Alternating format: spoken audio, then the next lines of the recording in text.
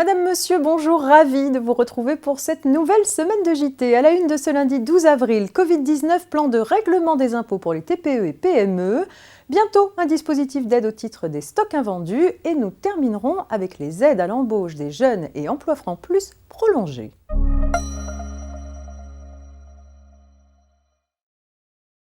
Les TPE et PME particulièrement touchés par la crise économique ont pu bénéficier à l'automne dernier sur demande d'un plan de règlement de leurs échéances fiscales.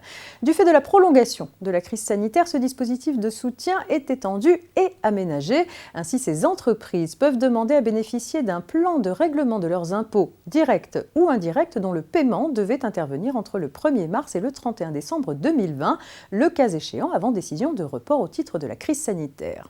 Sont notamment visés la TVA, le prélèvement à la source, l'impôt sur les bénéfices ou la cotation foncière des entreprises, sauf si ces impositions résultent d'un contrôle fiscal.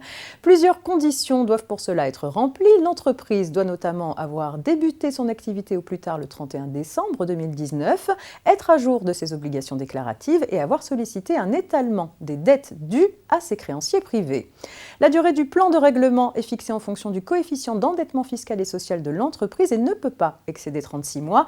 Il n'est pas nécessaire de fournir de garantie si la durée du plan de règlement octroyé est inférieure ou égale à 24 mois.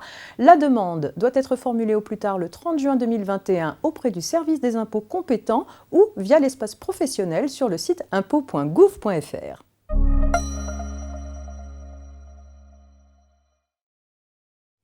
En raison des mesures de restriction, les commerçants des secteurs de l'habillement, de la chaussure, du sport et de la maroquinerie redoutent un très faible écoulement de leur stock de la saison. Pour y remédier, le ministère de l'Économie annonce la mise en place d'une nouvelle mesure spécifique.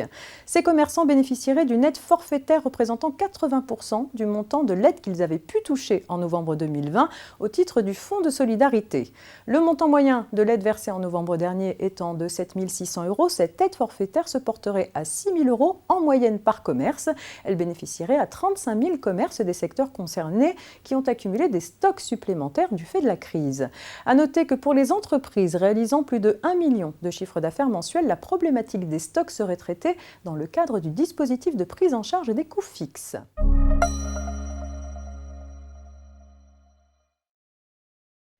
Un décret prolonge les aides à l'embauche des jeunes jusqu'au 31 mai 2021. L'aide aux employeurs qui embauchent des jeunes de moins de 26 ans en CDI ou en CDD d'au moins 3 mois est désormais ouverte aux contrats conclus entre le 1er août 2020 et le 31 mai 2021 au lieu du 31 mars 2021.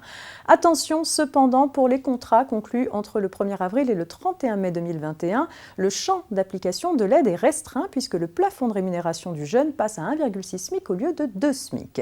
Quant à l'aide aux emplois francs plus, elle est désormais ouverte pour les contrats signés avec des jeunes de moins de 26 ans du 15 octobre 2020 au 31 mai 2021 au lieu du 31 mars 2021. Fin de ce JT, on se retrouve demain mardi. Très bon début de semaine à toutes et à tous.